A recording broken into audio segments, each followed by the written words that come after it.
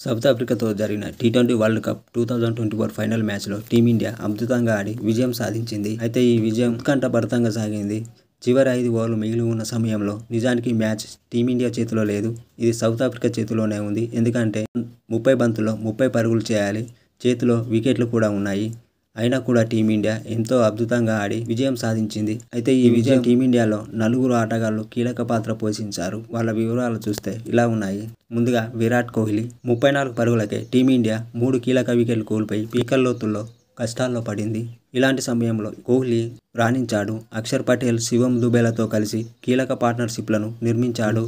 ఈ పార్ట్నర్షిప్లే టీమిండియాను గెలిపించాయి.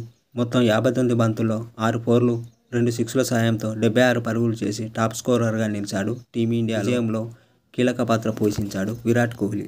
నెంబర్ 2 అక్షర్ పటేల్ 34 పరుగులకే 3 వికెట్లు కోల్పోయిన జట్టు తీవ్ర కష్టాల్లో ఉన్న సమయంలో అక్షర్ పటేల్ బ్యాటింగ్కు వచ్చాడు. మరో ఎండ్లో విరాట్ కోహ్లీ ఇన్నింగ్స్ను చక్కదిద్దే ప్రయత్నం చేస్తుండగా అక్షర్ పటేల్ వేగంగా ఆడుతూ రన్ రేటు పడిపోకుండా చూసుకుంటూ సిక్సర్లతో ప్రత్యర్థి బౌలర్లను ఒత్తిడిలోకి తీసుకొచ్చాడు. 31 బంతుల్లో ఒక 4 సిక్సర్ల సాయంతో 47 పరుగులు చేసి రన్అట్ అయ్యాడు.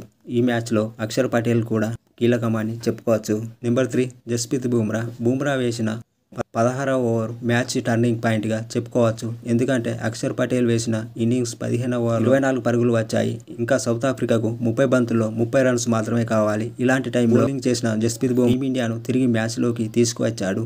16వ ఓవర్లో కేవలం 4 పరుగులు మాత్రమే ఇచ్చాడు. దాంతో సౌత్ ఆఫ్రికా బ్యాటర్లు ఒత్తిడిలోకి వెళ్లారు. తిరిగి 18వ ఓవర్ వేసిన జస్ప్రీత్ బుమ్రా ఈసారి కేవలం 2 పరుగులు మాత్రమే ఇచ్చి ఒక వికెట్ కూడా తీశాడు. మొత్తంగా 4 ఓవర్లలో కేవలం 18 పరుగులే ఇచ్చి 2 వికెట్లు పడగొట్టాడు జస్ప్రీత్ బుమ్రా. అందుకే ఈ మ్యాచ్లో తను కూడా కీలక ఆటగాడిగా చెప్పొచ్చు. నెంబర్ 4 హార్దిక్ పాండ్యా.